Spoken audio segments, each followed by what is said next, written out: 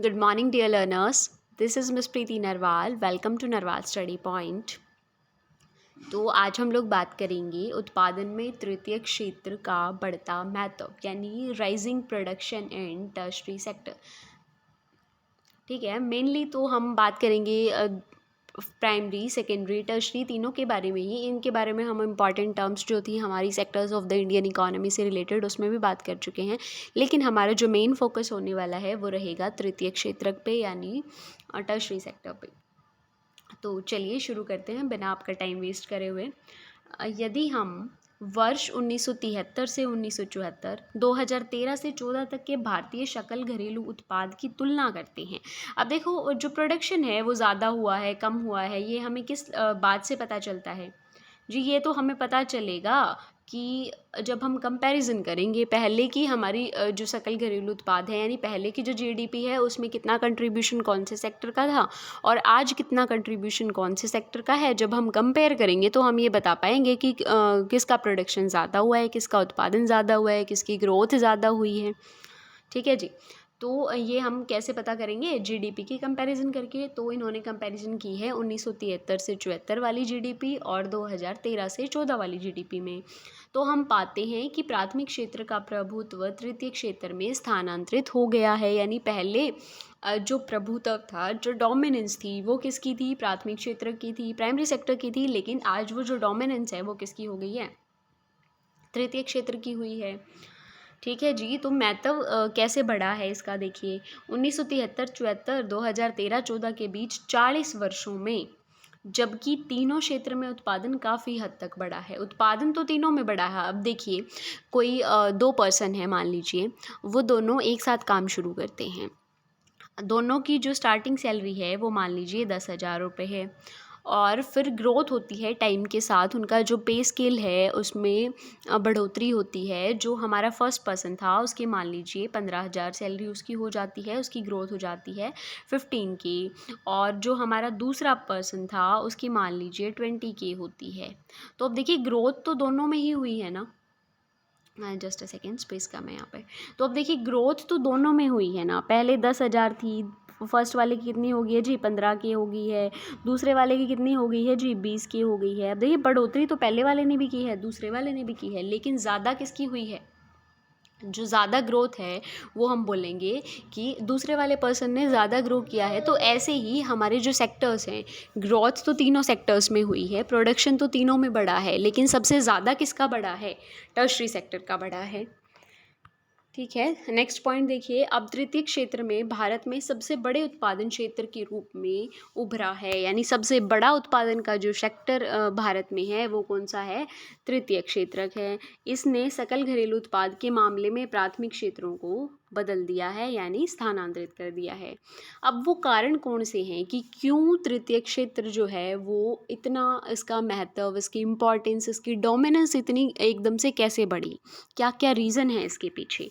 यह लोगों को बुनियादी सेवाएं प्रदान करता है। जैसा हमने बात करी थी कि टर्शरी सेक्टर जो है वो सर्विस प्रोवाइडिंग सेक्टर है, सर्विस सेक्टर भी इसको बोला जाता है। इस सेक्टर में लोगों को सेवाएं प्रदान की जाती हैं।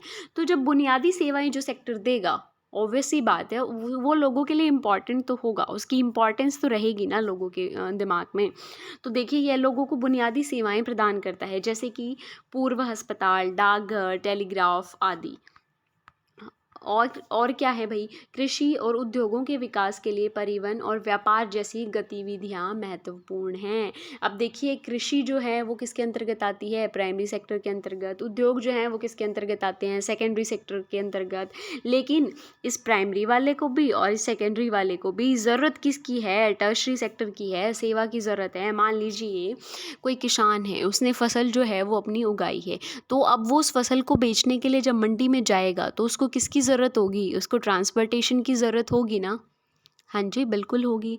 और जो उद्योग हैं हमारे, मान लीजिए कि उसको कच्चा माल चाहिए है या फिर तैयार माल उसको बाज़ार में भेजना है, उस सब के लिए किसकी ज़रूरत होगी? ट्रांसपोर्टेशन की ज़रूरत होगी ना, कम्युनिकेशन की ज़रूरत होगी ना।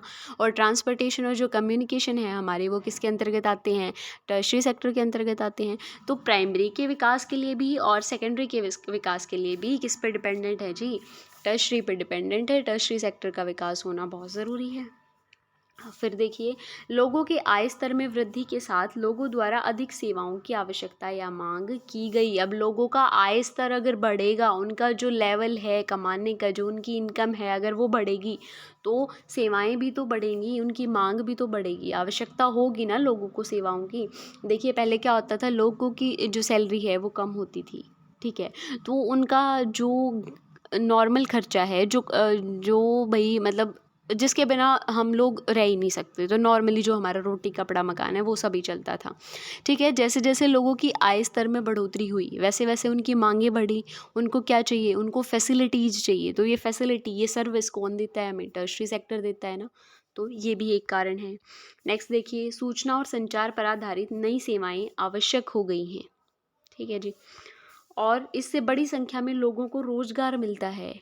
टर्शरी सेक्टर क्या देता है, लोगों को रोज़गार देता है, इसलिए ये इसकी बढ़ोतरी का बहुत इम्पॉर्टेंट फैक्टर है, क्योंकि जो सेक्टर ज़्यादा रोज़गार देगा उसी सेक्टर की क्या होगी, ग्रोथ होगी। अब देखिए पहले क्या है, लोग खेतों में काम करना जो है वो समझते थे कि हाँ भाई बहुत अच्छी, मतलब एक फ़क्र की बात उनके लिए होती थी कि हाँ ज़मींदार हैं ये। लेकिन अभी क्या है, अभी खेत में अगर कोई काम करता है तो उसको लोअर लेवल पे देखा जाता है ना, ठीक है। फिर क्या हुआ, धीरे धीरे लोगों ने खेतों में काम करना बंद कर दिया, और लोग जो हैं वो शहरों की तरफ, उद्योग धंधों की तरफ बढ़े, यानी इंडस्ट्रीज़ में, कंपनीज़ में, फैक्ट्रियों में काम करना उन्होंने शुरू किया। फिर लोगों के लिए एक लेवल हो गया कि हाँ जी फैक्ट्री में काम कर रहा है, कंपनी में काम कर रहा है, तो वो एक लेवल वाला हो गया। लेकिन अभी धीरे धीरे क्या होने लगा कि जो कंपनी में काम करता है, फैक्ट्री में काम करता है, उसको क्या बोलते हैं कि ये तो दिहाड़ी करता है जी, मजदूरी करता है। क्या है, सुबह जाता है शाम को जाता है, सारा दिन शाम को आता है, सारा दिन मालिक के जो ऑर्डर्स हैं वही फॉलो करता है, इसकी अपनी तो खुद की कोई लाइफ नहीं है, अपने लिए इसका कोई टाइम नहीं है, कोई स्टैंडर्ड ही नहीं है इसकी जॉब का। तो अभी क्या होने लगा, अभी टर्शरी सेक्टर की जॉब को प्रेफरेंस दिया जाने लगा। टर्शरी में क्या है जी, खुद का बिजनेस है, वो सर्विस प्रोवाइड करता है। तो आजकल किसका स्टैंडर्ड हो गया, टर्शरी का हो गया।